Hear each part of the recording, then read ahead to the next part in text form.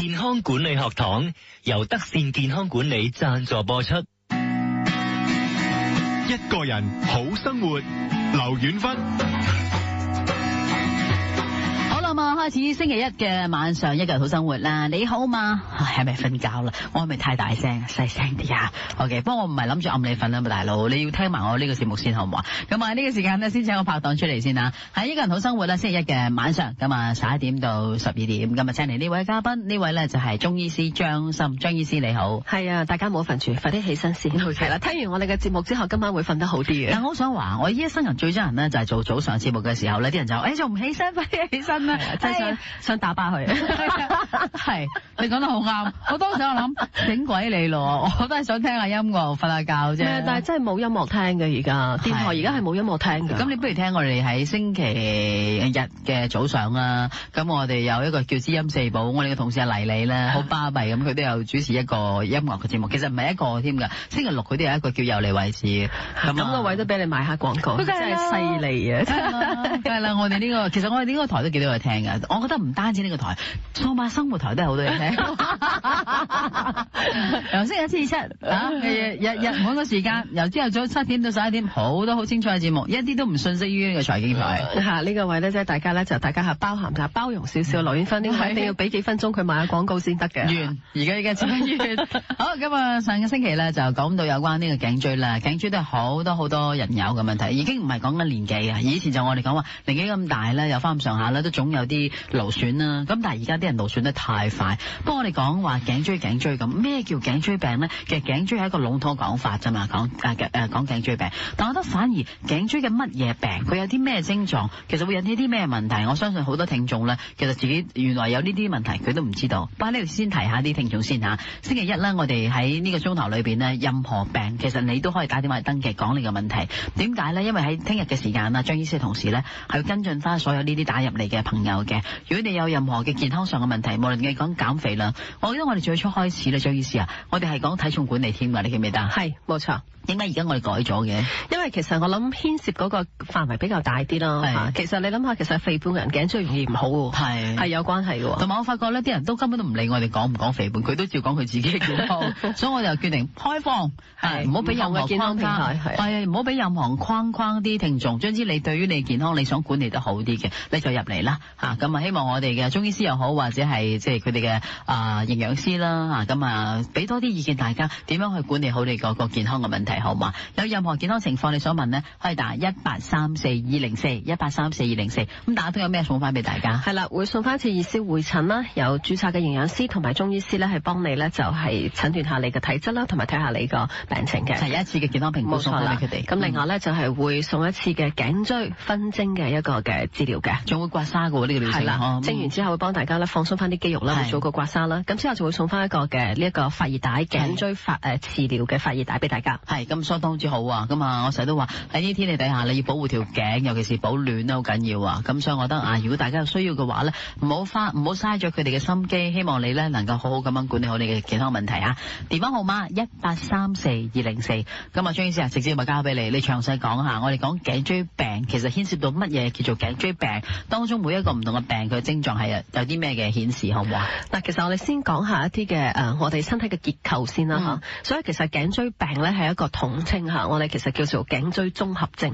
係啦，綜合症嘅意思就係其實乜都有，包羅萬有嘅。佢可以係因為咧骨嘅錯位啦，可以係因為椎間盤嘅突出啦，咁然後咧就係甚至乎一啲肌肉韌帶一啲筋腱等等咧，一啲軟組織嘅一啲嘅勞損啊、退化、黏連啊等，而引起一系列嘅症狀嘅。咁當然佢好多時候就會壓迫血管啦、壓迫神經線。咁呢啲症狀咧，佢就個覆蓋性咧就可以好大嘅。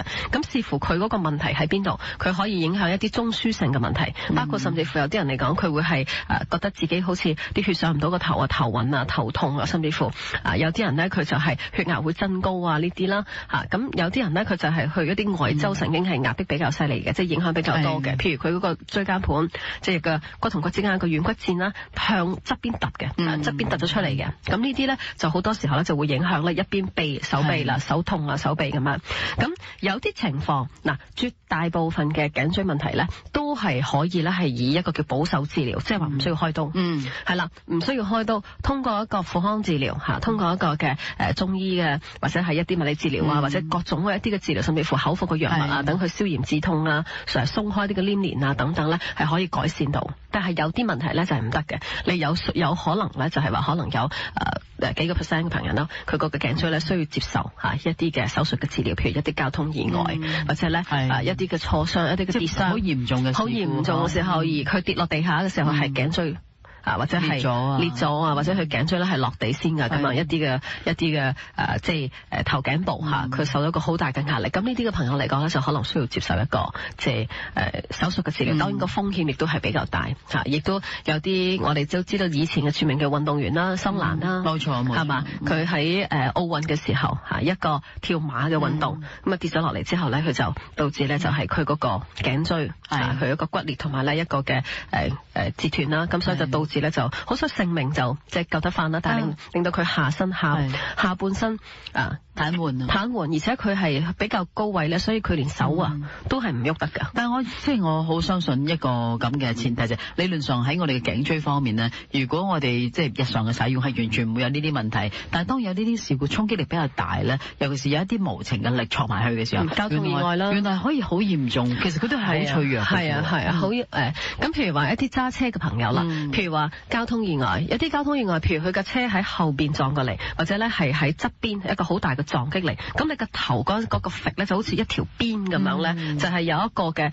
佢大力揈咗出去，咁佢嗰一下挫咧，或者向前挫，或者係向側邊咁樣去挫，超過咗佢自己頸椎可以承受嗰個嘅幅度咧，佢就可能導致一啲咧突然之間嘅頸椎咧就係折斷啊，或者係出現一啲嘅錯位嘅，即係如果折斷當然佢係性命就即係嗰個係已經係隨時冇命啦嚇，但係如果佢係可能係錯咗位嘅，咁佢就都會導致一個好嚴重嘅問題會出現，可能佢就唔喐得。所以你見到我哋啲即係急救員哥哥，好多時候第一件事先將個頸椎固定。你所有交通意外，你發覺佢先將佢頸椎固定咗先嘅，佢會帶咗個托，一個橙色嘅嗰嚿嘅托咧，你唔知佢會唔會係移咗位啊，或者佢先固定咗佢先嘅，然後先將嗰個傷者咧就係救出嚟。所以你知道其實喺我哋成身嘅骨骼當中，你基本上嚟講就係話你嗰個頸椎係最脆弱嘅，而且咧係最窄嘅、最細粒嘅嚇。當然佢因為由於佢個活動嘅幅度係比較大嘅，所以如果你好大咧，佢就嗰個旋轉嗰個幅度咧，佢就冇咁大，係冇咁靈活嘅。咁所以佢喺生理上、結構上咧，其實佢個位置都係比較薄弱啲嘅。咁但係你知道喎，佢承托咗我哋嘅頭，係嘛？我哋嘅頭咧就係即係有10幾磅。係啦，除咗你瞓覺嘅時候，如果你瞓覺嘅時候你個枕頭太高咧，其實你個頭都瞓覺時間都係俾緊壓力佢嘅。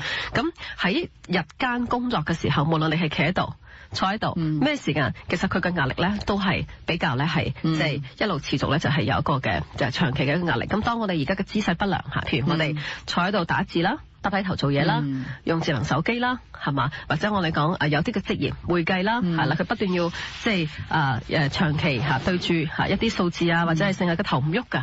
其實而家好多工作都係咁樣嘅情況。咁呢啲朋友咧就更加咧就係佢會係一個受壓啦，長期嗰個頸椎去受壓，咁從而咧就令到佢頸嘅各方嘅組織咧就係先係僵硬開始啦，僵硬之後血液循環唔好啦，然後咧就係令到佢可能逐漸係引起啲勞損啊，再落去從而就可能退化或者係錯位啊等等啦。所以一陣間我哋翻轉頭咧，即係我哋可以逐漸咁講下。頭先你啱啱講，如果係一啲大型嘅車禍啦，或者甚至乎一啲嘅運動底下，你即係一個令到個頸椎受傷嘅時候，真係唔係簡單，可以可大可小。但另一方面，你長期一啲唔啱嘅姿勢咧，亦都可能會影響到椎間盤嗰個位置移咗位啊，或者壓住你嘅神經線啊，咁啊，亦都會有咩頭暈啊、頭痛啊呢啲咁嘅痹啊呢啲咁嘅症狀啦。咁但係又骨刺啦，或者有好多種因為頸椎而引致嘅病嘅。咁我陸陸續續咁樣講下。如果喺年輕啲嘅時候出現嗰啲頸椎病，同年紀大啲頸椎病會唔會有分別咧？咁一陣間亦都會可以我哋可以留心下，會講到呢個部分。如果你對於健康方面你係關心嘅，或者你覺得你好想去學習去管理好你嘅健康嘅話咧，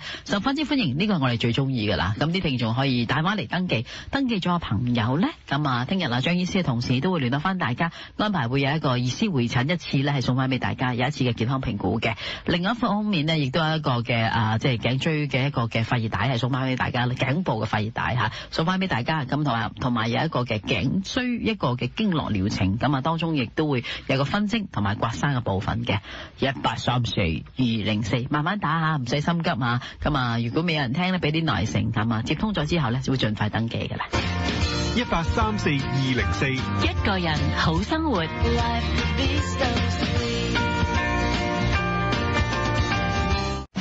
一個人好生活，主持劉婉芬。不過頭先咧稍後休息嘅時候咧，啱啱啊張醫師你講到啦，有時有啲嘅飛來橫禍咧，都唔係同佢講咩睇唔睇手機啊，或者咩頸椎退化。如果你講話交通意外呢啲咧，其實即係你都冇得走。你話我啲預備定，如果有啲咩交通意外發生嘅時候，我哋要點樣保護條頸先咁？其實好多時候你都唔知覺得邊樣嘢好啊。係啦，咁我最近呢就係有一個病人啦，咁佢就30歲到啦，咁啊好年輕，咁佢自己咧就係好喜歡揸綿羊仔嘅，即係揸電單車嘅。咁咧就喺舊年嘅一次嘅交通意外當中咧，其實佢就幾乎我哋講咧就係當場咧，其實就已經係我哋可能就已經死咗，唔知死咗半分鐘啊，定係幾耐，係完全冇晒知覺冇呼吸嘅。咁佢直頭一撞咗埋去之後咧，佢就即係彈得好遠啦。咁然後喺嗰個馬路上邊啦，咁喺附近一啲嘅車見到咁啊，即刻有人落車啦。好彩當其時咧就有位醫生啦，一見到佢咁嘅情況就去同佢做個急救。心外壓一做一個心外壓嘅時候咧，佢就咁樣一大口嘅鮮血咧喺個口嗰度咧就噴咗出嚟。咁咧佢嗰啖氣咧就回到魂啦，即係我哋以為做戲一樣，真係，但係真係就令到佢咧係即係佢保得住條命啦。咁但係之後咧，佢就係經歷咗1年，係因為佢個頸椎受到好大嘅呢一個嘅創傷啦嚇。咁經歷咗1年啦，就係治療啦。咁佢就冇做手術，因為可能個位置亦都係即係比較咧係危險啦。咁所以就冇做手術啦。但係佢椎間盤係突咗出嚟嘅，椎間盤突咗出嚟啦。咁啊亦都壓住咗啲神經線啦。咁啊做咗半年嘅物理治療，但係都唔係好明顯嘅改善。咁佢去到今日咧，大概1年度，佢依然咧係好明顯嘅神經痛，而佢嘅神經痛咧差唔多要食到嗎啡咁滯咧，佢先可以知道痛㗎。係啊係。咁佢而家咧就係正接受緊一啲中藥啊，或者係一啲嘅推拿針灸一啲嘅治療，希望佢慢慢嗰啲神經線咧佢好翻啲，係啦復甦。但係呢個係一個比較長時間嘅，即係一定要有個恆心咯。咁所以我哋講緊就係即係我哋成日都講，今日。所以人要經常性自己要去快樂同埋感恩啊！你都唔知每一日會發生咩事噶嘛，係嘛？佢好似呢個朋友仔，佢同我講，其實咧佢好中意揸電單車嘅。佢話我落街去 7-Eleven 可能去買少少嘢，我都會幾個街後我都會攞個綿羊仔咧去揸一揸。係啦，佢就覺得係好放心，而且係即係好多年嘅有個安全駕駛記錄嘅。咁但係有陣時你真係即係同埋唔係淨係你自己個人嘅問題，冇錯啦。路面上面有好多嘅交通意外嚇，咁所以一定要去小心咯。係咁，同埋當然啦，呢個你就係冇可以預防㗎啦，但係有啲嘢可以預防㗎，但係我哋就好少去做啦。例如話你要留意你嘅姿勢啦，或者其實甚至乎你有冇喺飲食上面要注意啊，有啲骨骼上面嘅一啲嘅流失要小心啊嚇。咁但係我喺度諗下，其實你頭先講嘅可能係講緊係個椎間盤突出就喺個頸椎裏邊可以出現㗎嘛，可以腰又可以出現嚇，喺個好多位置都可以出現嘅。胸椎係仲有啲咩係我哋講頸椎病係咪譬如骨刺咁呢啲都係啦。嗱，其實你知道骨刺佢點樣去產生嘅事，基本上係一種退化嘅表現嚟嘅。當嗰一節嘅骨同骨之間嗰個空隙咧，就係窄咗，佢嘅椎間盤咧佢唔係突咗出嚟，佢蝕咗，即係簡單啲嚟講，佢扁咗。咁所以導致咧骨同骨之間嗰個摩擦咧就增加咗。咁久而久之咧就佢形成咗呢個骨刺嘅，或者可能同一啲嘅韌帶啊，總之佢個周圍嘅組織佢冇一個足夠嘅空位，血循環唔好咧，佢就可以喺嗰個位置咧就產生去即係骨刺。咁一般我哋會知道啊，你第幾節產生骨刺咧，其實就係嗰個位置你經常受壓嘅，係啦，同你經常受壓。譬如通常以頸椎啦，我哋腰椎都係嘅喎，可能係腰4、5啊呢啲位置咧係最容易受壓嘅嗰個腰椎咧係產生骨刺咧係有關嘅。咁其實頸椎都係比較多見嘅，就可能係頸4、5、6啦，低啲嘅位置4、5、6、7係啦，都會比較係多嘅產生骨刺嘅情況咧係比較係常見嘅。咁頭先你講就係話，如果我哋講有呢個骨刺，咁理論上佢係點啊？覺得針吉咁啊，唔舒服，可以冇感覺，係啦，可以冇感覺，你可以只係覺得頭暈，係啦，或者你可以只係覺得自己係有頭痛咯，係啦，佢唔一定係一定有感覺。咁有啲朋友佢有咗骨刺好耐啊，嗱我講俾你聽，譬如我自己爸爸我自己父親，咁佢年青嘅時候咧就係做車房嘅，係啦，做車車房，咁你知道車房就要捐車底啦。咁捐車底嗰位汽車維修員咧，咁佢點樣去？咁佢點樣就一定係惡高個頭，然後咧就係去整嗰啲嗰個車，即係嗰個車啦。咁所以佢個頭咧，佢而家60幾70歲啦，佢就係個頸咧就係有骨刺。咁佢幾時開始發病咧？60幾歲，60幾歲開始發病。咁佢因為佢長期喺國內生活，咁佢有一次咧就釣魚，係啦，就好中意去釣魚啦。咁釣魚嘅時候咧就係好啦。突然之間天氣一凍，咁咧覺得嘅，咦條頸一凍，咁佢就開始暈啦，暈，咁佢就喺國內嘅醫院咧就話，哎呀叔，你血壓高啊，你呢個嘅耳水唔平衡啊，咁樣嘅情況，咁佢就覺得未必係同呢個，佢自己覺得未必係自己血壓高啦，因為佢飲食又好清淡啊，體重又好標準啊，咁啊，咁跟住佢翻嚟香港，咁跟住我幫佢睇啦，我幫佢睇檢查咗啦，就再照咗嗰個X-ray 啦嚇，其實喺國內咧，佢都有照到 X-ray 嘅，係見到有少少骨刺，但係佢哋認為未必係關事。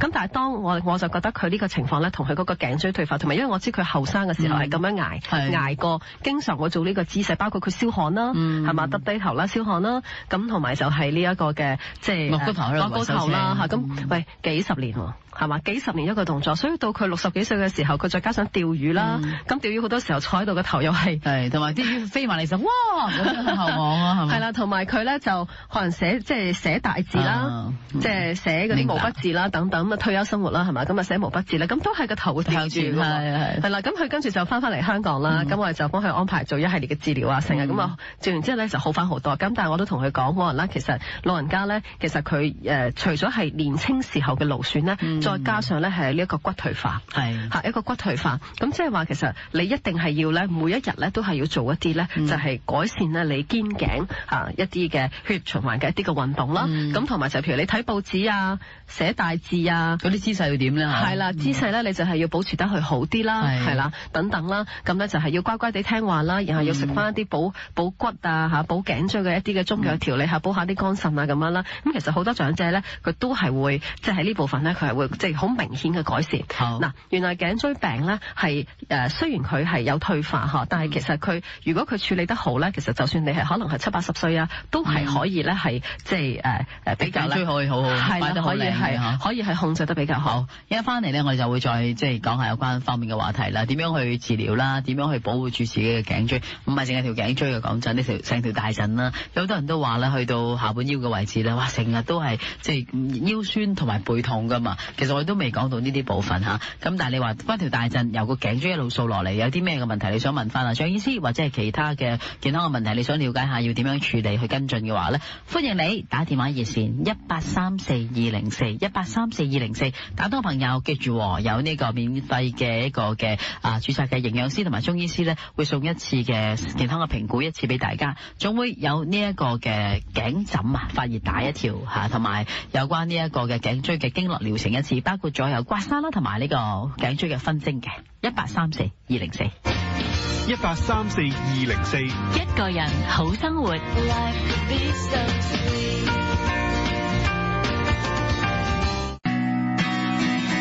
一個人好生活，劉遠芬。咁啊，張心中醫師啊，我哋不如咁啦，講下個治療方向啦。因為我諗講頸椎咧，其實無論你講物理治療師又會講，脊醫又會講，西醫又講，中醫又講。但係咧，我覺得最重要咧，都係由翻自己嗰個角度出發，要點樣好好咁樣管理好你自己條頸啦。同埋如果真係有嘅時候，未有就最好預防啦。有嘅時候要點處理啦，係嘛？我諗一定係行呢個方向啦。其實我諗治療嘅方向就首先佢係要消除一啲症狀，即係你嘅症狀嘅意思，譬如包括就話你可能係痛，你點樣令到佢唔痛啦？鼻點樣改善佢唔痹啦，係咪暈就唔暈啦？咁呢啲咧我哋叫治療期。但係其實治療期一般其實頸椎咧，可能佢都係需要一啲比較長嘅時間。可能你需要係輕嘅，當然可能幾個星期你就會覺得明顯改善。但係嚴重可能要3至6個月嘅。咁所以3至6個月嘅意思就係話咁耐嘅，我條頸椎都要睇咁耐。喂，你要知道咧，冰封3尺非一日之寒，係因為其實嗱，就算你頸椎錯位，我哋叫拍骨啦嚇，即係叫佢做一個嘅移位啦，一個復位啦。你其實復完位之後，如果你個肌肉嘅彈性係唔好，你嘅筋腱、你嘅一啲軟組織嘅呢啲嘅退化咧、硬化咧，我想話俾你聽，你好快又歪翻，佢好快咧又會再重新去錯位嘅。所以有啲人成日都講喎，拍應該唔好話拍啦。譬如佢覺得佢按摩完之後，好 OK 喎，下3日係啊，又翻嚟啦，嗰啲問題係啦。所以其實佢嗰個嘅頸椎其實最主要其實要去保護嘅咧，就除咗你話係骨骼之外，其實肩頸嘅肌肉係啦，肩頸肌肉軟組織嘅一啲嘅放鬆，所以譬如我哋講一啲嘅熱敷啊，一啲嘅刮痧嘅治療啊，或者你甚至乎係用一啲嘅拉筋嘅方法啦，令到肩頸肌肉咧每日都可以係放鬆，係嘛？當然你嘅姿勢好係第一個部分，咁但係有啲已經係即係佢嗰個姿勢已經係而家改善緊啦。咁但係改善緊之後，咁好多人話我姿勢改善，我係咪我而家有頸椎病，我係咪即刻走去做運動咧？咁啊，咁你要知道你做個運動咧，會唔會對佢嗰個頸椎嗰個情況咧係有加重？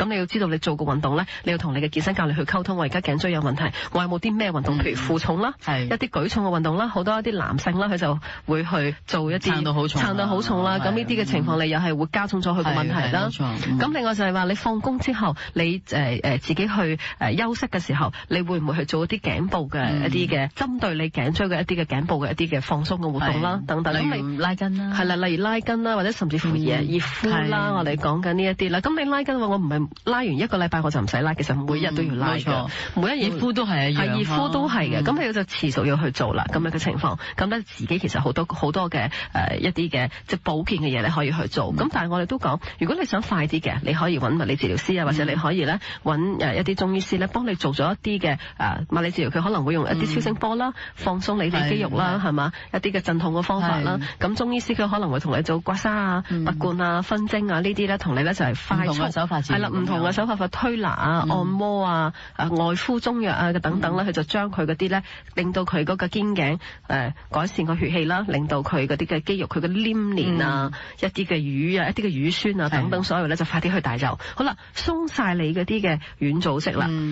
你咧嗰個骨咧，你先可以再去咧去做一個嘅我哋所謂嘅復位嘅一個情況。因為好多時候我哋拍完就復位啦，佢3幾日佢一個禮拜又翻嚟，就係肌肉太硬，再拉翻嚟講，即係再重新咧就翻去嗰個位置啦。你咁樣講，最近諗起一個嘅朋友同我講咧，佢都經常去做按摩嘅。其實好多佢話當年做按摩嘅時候咧，佢嗰個推拿師就話俾佢聽咧，哇係你下背好鬼死緊啊，咁啊幫你推搏命推啦。咁佢就覺得 OK， 而家唔會再因為下背嘅緊而令到佢唔舒服，反而佢話頸背嗰個位置咧，佢經常都推，但係每一次推完之後就正如你所講咧，就好快翻嚟。咁佢都唔明啦，點解下背佢推完之後佢 OK 冇乜嘢，但係點解頸背嘅位置係咁辛苦？咁啊睇下佢可能佢嘅工作嘅姿勢有關啊，係啦，有機會就係話其實佢推完之後佢嘅姿勢唔好，譬如如果我哋坐係成日都即係伏案坐喺寫字樓面前嘅，佢耷低頭做嘢，或者我隻手咧係要吊住一啲嘢，譬如我講職業司機係啦，職業司機。佢哋其實除咗係腰椎經常發生問題之外咧，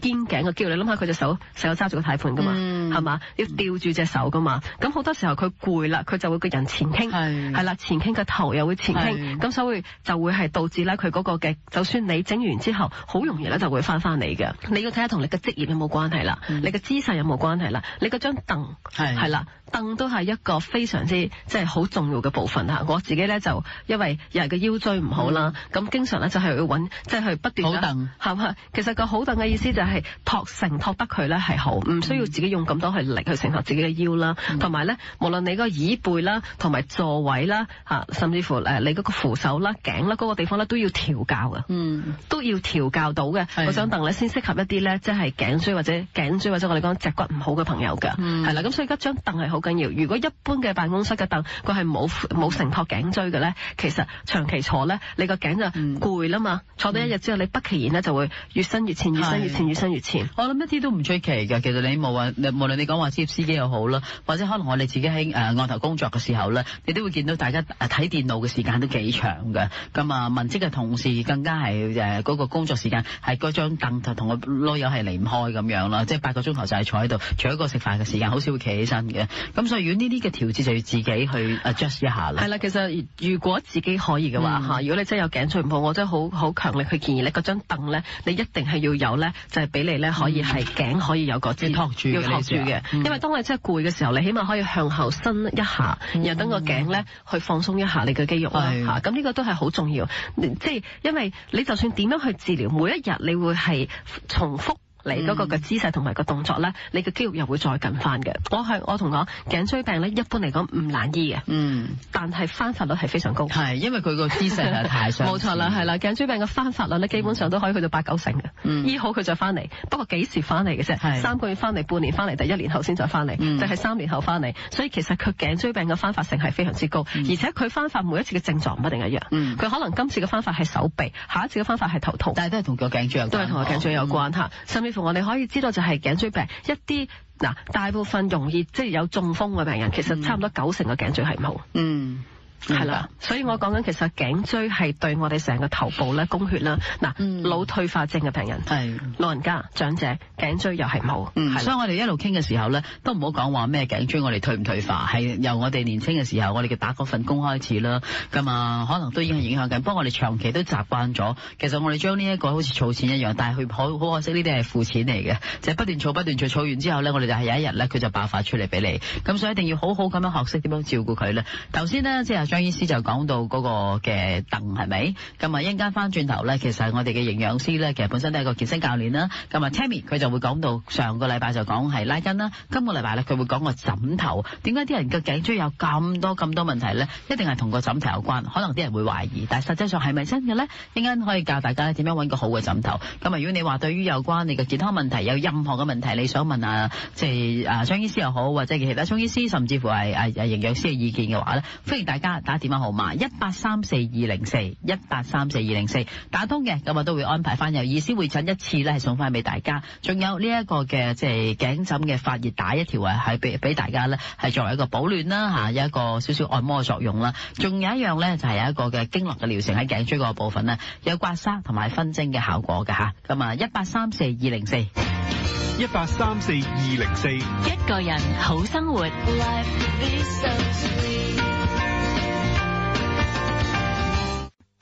一個人好生活，主持劉婉芬。頭先咧就同阿張心中醫師講到有關張凳啦，咁啊我唔知道阿 Tammy 咧，應該我哋嘅營養師咧去傾到呢方面嘅時候，會唔會有俾多少少意見？張凳要點樣坐啦？因為佢應該會講枕頭嚇，咁啊喺呢個時間先請營養師出嚟先啊！呢位就係註冊營養師就係 Tammy 嘅 Tammy 你好 ，Hello 大家好。今日 Tammy 啊，咁不如未講嗰個枕頭之前，因為講頸椎嘛，咁好老實講，條頸如果有啲嘢枕下咧，都係一件比較舒服嘅事。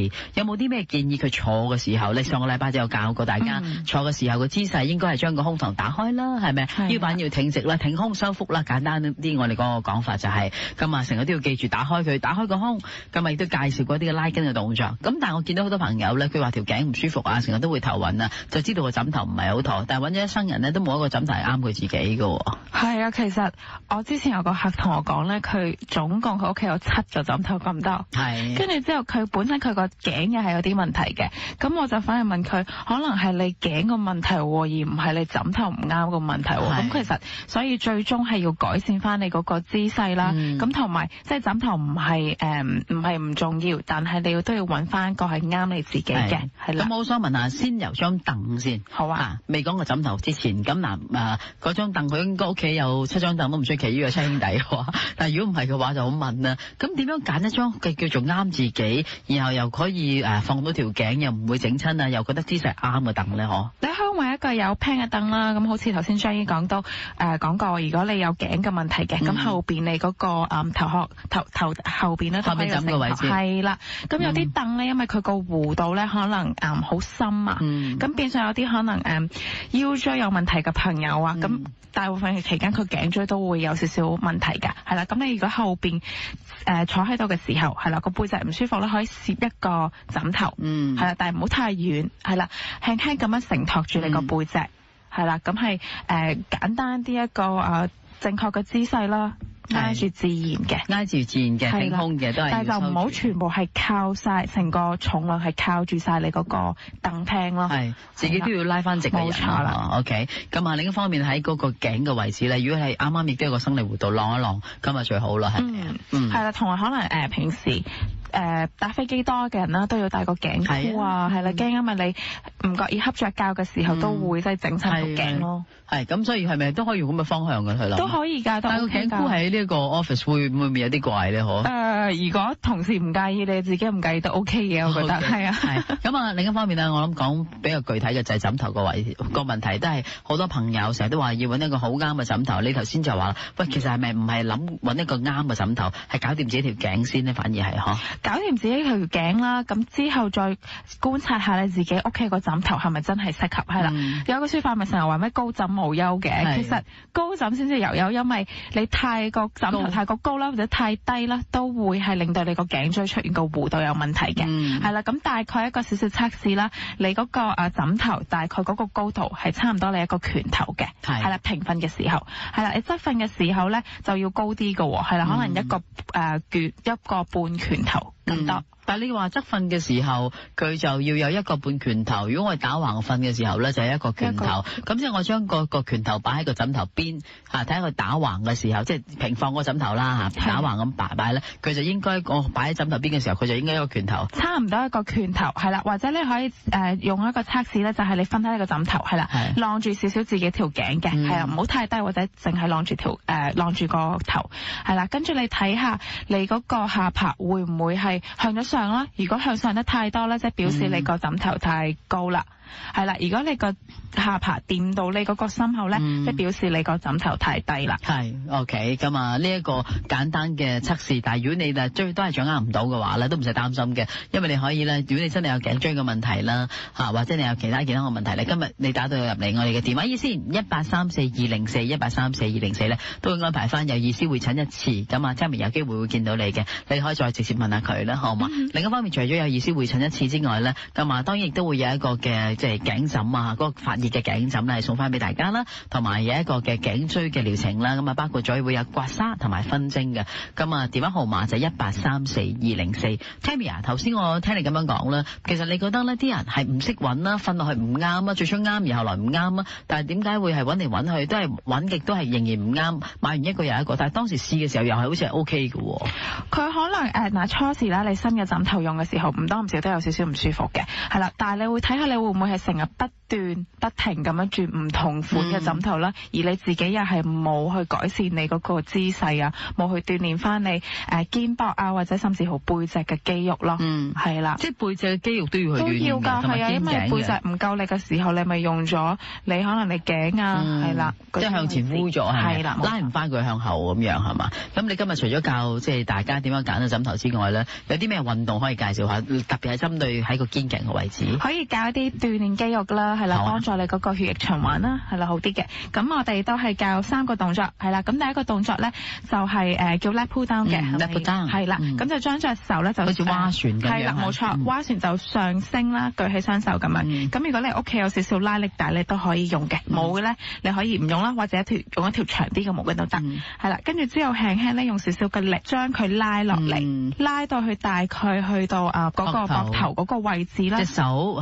落到去膊頭嘅位置左右。係啦，少少曲嘅，跟住之後再升翻上去。如果我用一個小啞鈴去做一個比喻嘅話咧，就將兩個小啞鈴咧，左右兩邊各一個相同嘅重量啦，推到上去我哋話即係肩膊對上向天嘅位置啦，係咪？然後跟住咧就慢慢即係從嗰個頂嘅位置、頭頂嘅位置咧，慢慢降落翻落嚟咧，嗰兩個手手揸住嗰個嘅啞鈴咧，就去到你嘅耳仔嘅位就差唔多啦。冇錯。咁但係記住，我都要提下，如果啲聽眾做呢個動作嘅時候咧，記住手踭向後落地嘅。係啦。咁我哋叫 lat pull down 呢個動作嚇。呢個就可以鍛鍊你嗰個背脊啦，背脊肌肉嘅。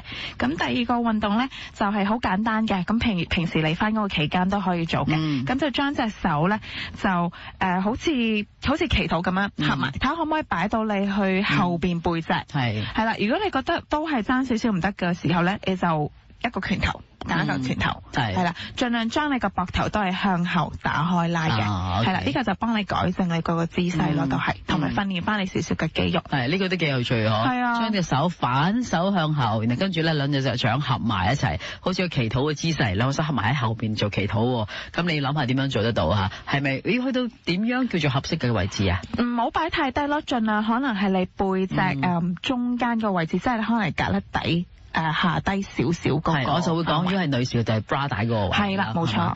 OK， 咁呢個就冇負重嘅，呢個只係用一個方法打開你嘅胸膛咁。係啦，鍛鍊翻。第三個咁第三個動作咧，就係可以拍埋牆做嘅。係啦，咁上個禮拜就話多啲拍埋牆啊，可以有下練下翻你嗰個背脊直啲啦，同埋收緊個下巴啦。咁今日咧就較多少少一個動作咧，就係將隻手貼埋落幅牆度，係啦，咁就90度角嘅隻手，然後慢慢咧就係將佢遞高，係啦，一路貼住幅牆嘅喎，咁就睇下伸唔伸直到隻手，跟住慢慢又落翻嚟到90度角。係，其實都係一個打開胸膛嘅動作嚟嘅。係啦，冇錯。咁啊，教咗呢個3個動作。跟唔上冇問題，咁啊，如果你有機會嘅話，不妨可以同阿 Tammy 直接傾下你嗰個嘅即係頸椎啊，或者我哋講緊係腰椎嘅位置啊，將你嗰條大就有咩唔舒服，你想問下有啲咩動作可以做啊，咁啊都可以嘅。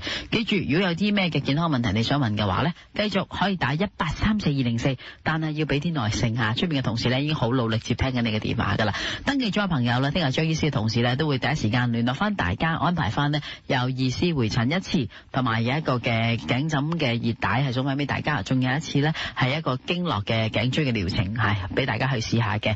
1834204，時間嚟到呢度差唔多，一陣間我就將呢個地方交翻俾麗麗小姐同埋大黎先生，交俾佢哋去同大家再講下其他生活上嘅話題。唔該晒兩位，走咯，拜拜，拜拜。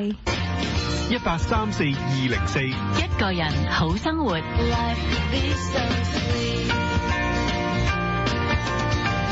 要管理體重，更要管理健康。健康管理學堂由德善健康管理贊助播出。